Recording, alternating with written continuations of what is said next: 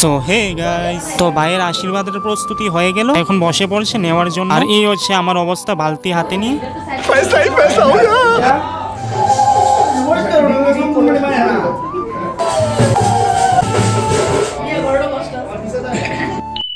So hey guys, তো আজকে হচ্ছে জানুয়ারি মাসের 22 তারিখ। আর থাম্বনেল দেখেই বুঝতে পারছেন আশা করি কোথায় যাচ্ছি এবং কেন যাচ্ছি। তো কথা বলতে বলতে অর্ধেক রাস্তা চলে আসলাম। আর এখন আমি রয়েছি তুফানিয়া লুঙ্গা চা পাতা বাগানের সামনে, দেখতেই পাচ্ছেন।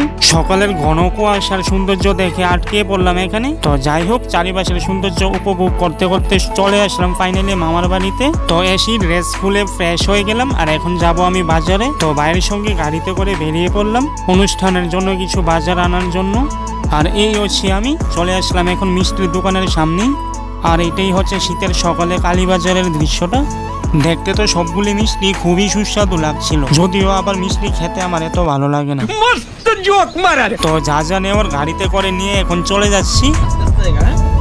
তো গিয়ে প্রথমে ভাত খেতে বসে পড়লাম। তাও এটা আমার প্রিয় খাবারের মধ্যে একটা। দেখি কে বুঝতে পারলো কমেন্টে জানাবেন। তো খাবার দাবার সেরে এখন চলে আসলাম এখানে দেখার জন্য সাজানোর প্রস্তুতি কতটা সম্পূর্ণ হয়েছে। তো দেখতেই পাচ্ছেন খুবই সুন্দরভাবে সিম্পলের মধ্যে ফুল দিয়ে সাজানোর কাজ সম্পূর্ণ হয়েছে। আর এখন আশীর্বাদ দেওয়ার আগে ঐতিহ্যবাহী পূজার প্রস্তুতি করা হচ্ছে এখানে।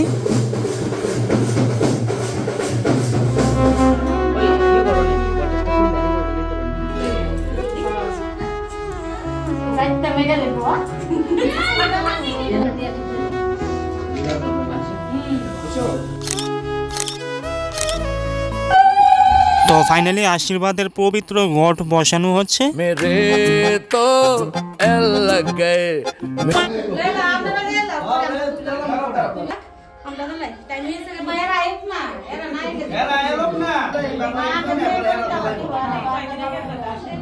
পরে তো আর তুলতে পারবো না, তাই আগে কিছু ছবি তুলে নিলাম।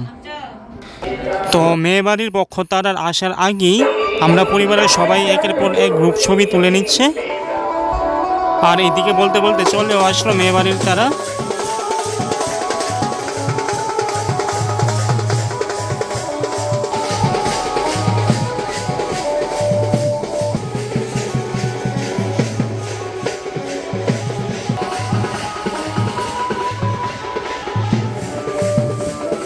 তো এখন স্বাগতম জানানো হচ্ছে তাদের।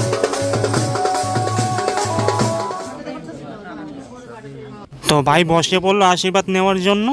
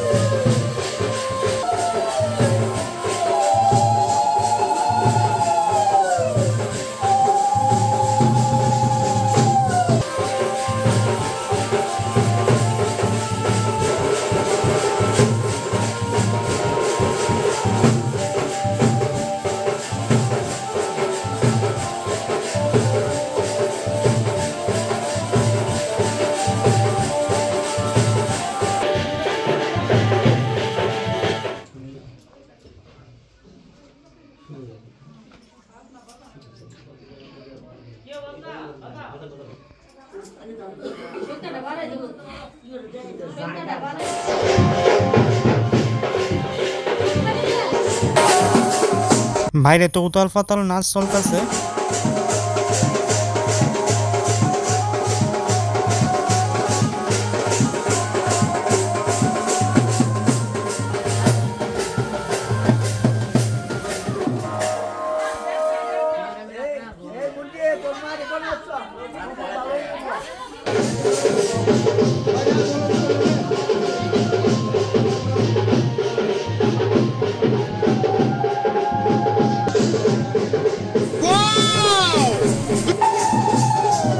सब क्या देखना पड़ रहा है। अच्छा है मैं ক্যামেরাম্যানও ক্লান্ত হয়ে পড়লো ফটো তুলতে তুলতে।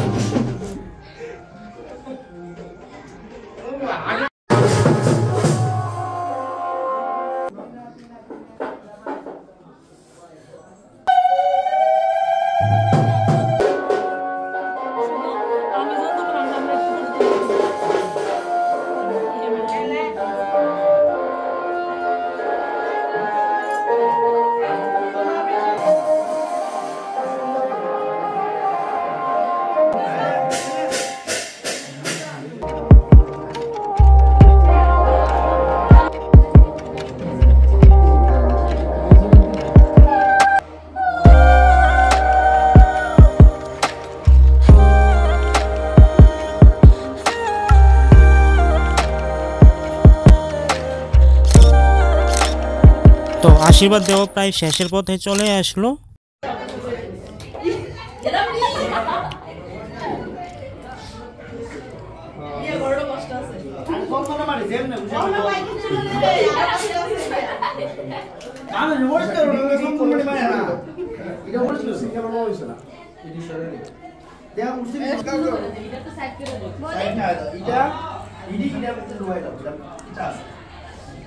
So hey guys,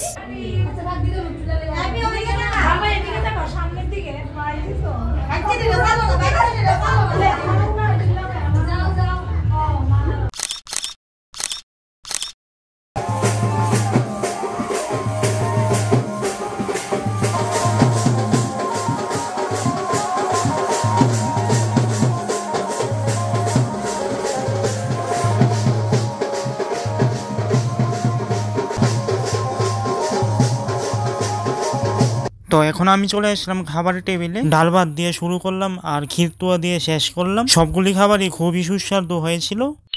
তো এখন তো আমি কাজে চলে যাচ্ছি, পরে যদিও আসবো। আর বিয়ের ব্লগ আমার টেক ত্রিপুরা ব্লগ ইউটিউব চ্যানেলে পেয়ে যাবেন।